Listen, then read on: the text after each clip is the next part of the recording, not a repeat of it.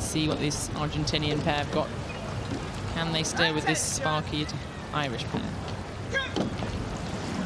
Yesterday, the Argentinian pair had plenty of high rate off the start as well, so expect to see them getting plenty of strokes in as they make their way along Temple Island, and then they will pop out into the main body of the racecourse, and both crews getting away pretty much perfectly straight, high rating, getting the boats up to speed quickly. I love this. Look at them go. That is a start and a half from the Irish pair. They're really aggressive. They take no prisoners. They're absolutely caning off the start. Rate 49, almost at 50. That's quite hard to do even in practice, but when you're sitting at the start line of Henley, knowing you can do that, really impressive stuff. Well, Marco Donovan in the bow seat, you see in there, he almost looks like he's leaning backwards at the catch of the stroke. You know, you might talk about sort of closing the angle between your body and your thighs. He's not bothering with that. He's just sitting upright and getting the strokes in. It really is. It's paying off for them. They've slipped half length. So racy. I love watching these kind of crews take it off the start. The Argentinian pair down at a sedate 40 strokes a minute, about a minute or so here into this pairs race, coming up towards the quarter mile, and there's a small lead for that Irish pair. I found myself saying this before, do we think they will be able to keep it up? And finding myself every time answering that question, yes, they will keep that up. And look, they found something that works for them. Normally in a rowing race we'd rate maybe 36, 38, certainly in the 8s we'd race up there that I would row in, but not necessarily these smaller boats. They've taken this on though and kind of changed the way you'd rate in a race and keep that rate high, get more strokes in per minute than your other crew members, and you'll be up there by the end of the race. It's working for them. Well, I've just taken the rate again at 45 strokes a minute, and they must have an easier gearing, of course, so that a little bit less outboard or a little bit more inboard, so that blade can come through a little bit easier. But they also just use it as their way of rowing. They keep the stroke a little bit shorter, sit a little bit more upright, and keep moving. Looking at it now, the Argentinian crew looking to try and respond, and certainly the crew from Skibbereen haven't been able to open up any kind of gap yet.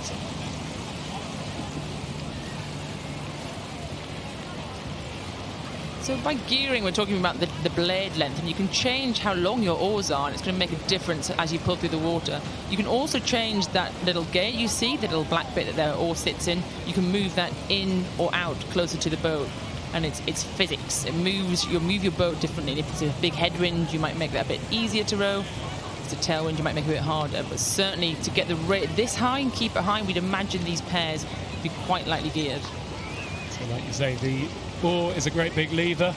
That collar and rigger creates a fulcrum, and it's really just positioning, a bit of physics as to where you put the fulcrum, then you make it a bit easier to pull through or a bit harder to pull through. In the Irish, we tend to think go for an easier kind of gearing, and we can see both crews still pretty much locked side by side in a cracking race to be in. This Argentinian pair's not letting them go. Diaz and Haack, they're staying in touch with them, and it makes me question, Greg, do they have somewhere to go, the Irish pair? You know, you get to that finish line of a cruise next to you, you can't retake the rate up, and that's traditionally what we do at the end of the race. You'd come onto a low rate during the middle of the race, and then you'd wind it up. Where'd you go? Well, that is the question, and it's a question they may need to find the answer to. They're still at 41 strokes a minute on the right of our shot there. The Argentinians are, again, seemingly sedate 36, which for most pairs races would be plenty.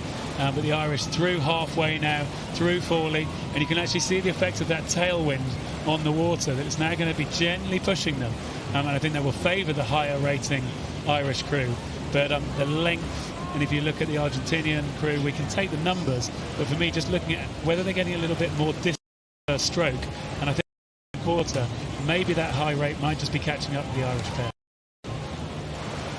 And as we say, these Irish guys over here on the top of your screen at the moment on the Berkshire station, they were lightweight world champions, so there's a difference in weight, and normally you'd see maybe anywhere between 20 and 30 there's difference between a lightweight and a heavyweight.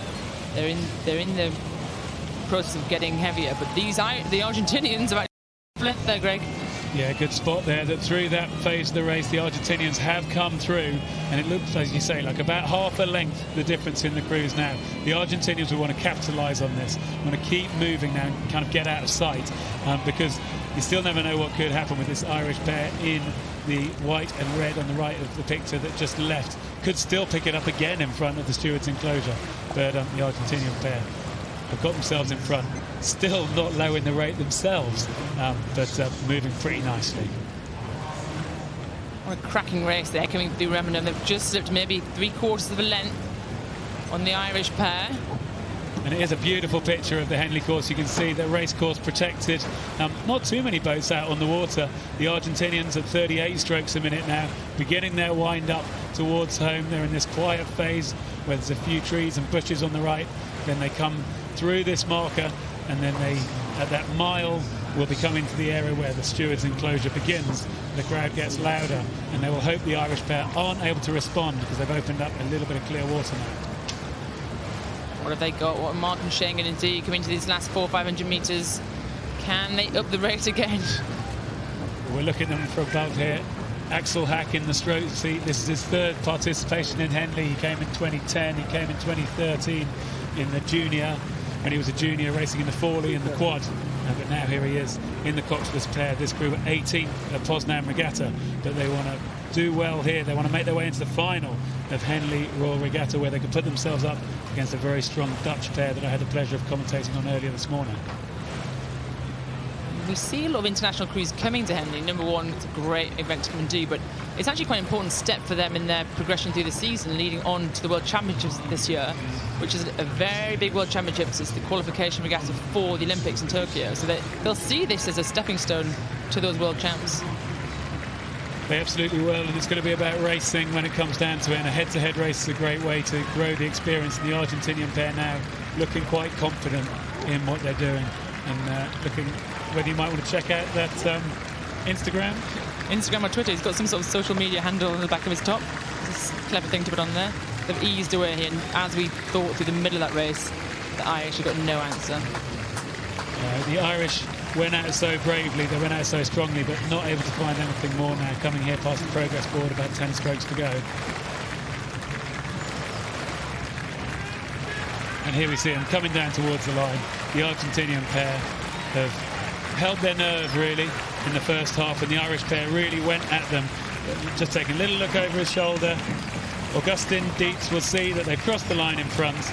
The Irish pair follow them over the line, and we'll see confirmation of that win in the silver goblets and Nickalls Challenge Cup for Diaz and Haack over O'Donovan and O'Driscoll.